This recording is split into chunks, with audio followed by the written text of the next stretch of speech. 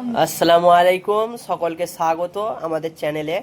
আজকে নিয়ে ২৭তম দিন হয়ে গেল ইরানের যুদ্ধে। গ্লোবাল টেনশান চলছে এই মুহূর্তে, এবং এই টেনশানের মুহূর্তেই আমরা ভিডিও বানাচ্ছি। বাংলাতে সেরকম খবর পাওয়া যায় না, বাঙালি মুসলিমদের তথ্য প্রেজেন্টেশন সব দিক থেকেই পিছিয়ে। সেই জন্য আমরা ভাবলাম এবার থেকে খবর দেবো বিভিন্ন সোর্স থেকে, আল জাজিরা থেকে শুরু করে রাজাগ্রাফি থেকে শুরু করে সবাই তথ্য নেবো।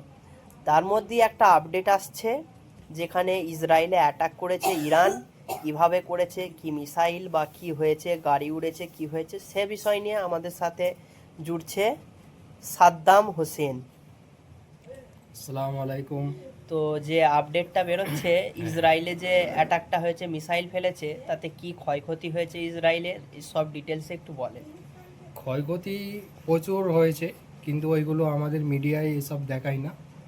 কিন্তু আমরা কিছু কিছু জিনিস যাচাই করেছি, করে সঠিক নিউজটা আমরা বার করেছি। তো আপনাদেরকে জানাতে চাই যে ইরান যে মিসাইলগুলো মারছে, ইসরায়েল দেখাতে চাইছে ওদের কিছু ক্ষতি হয়নি, কিন্তু ইসরায়েলের প্রচুর ক্ষতি হচ্ছে।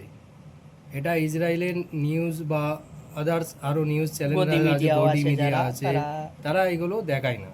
এরা খালি দেখায় ইরানে এত ক্ষতি হচ্ছে, এই হচ্ছে। কিন্তু শক্তিশালী দেশ ইরানের যে মিসাইলগুলো আসছে, আলহামদুলিল্লাহ আমরা চাই ইরান এইরকমভাবেই যেন মিসাইলগুলো মারুক আর ইসরায়েলকে পুরো ধ্বংস করে দিক।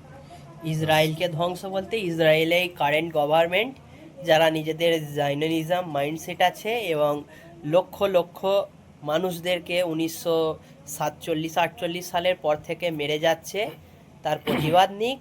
এবং ইসরায়েলকে যারা ইল্লিগালি এই জায়গাটা দখল করে আছে, অকুপাইড প্যালেস্টাইন, সেই জায়গাটা আবার ফিরে পাক।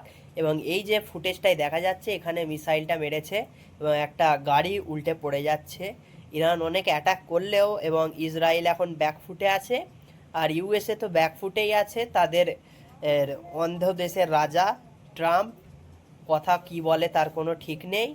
কখন বলে আমরা যুদ্ধ জিতে গেছি, 5 দিন পর বলে ইরানকে 3 দিন টাইম দেবো, 3 দিন টাইম 15টা শর্ত দেবো বলে, 15টা শর্তর মধ্যে সবই এমন বলে কসাইকে বলছে তুমি কাটারি ছেড়ে দাও, এরম ধারা কথা।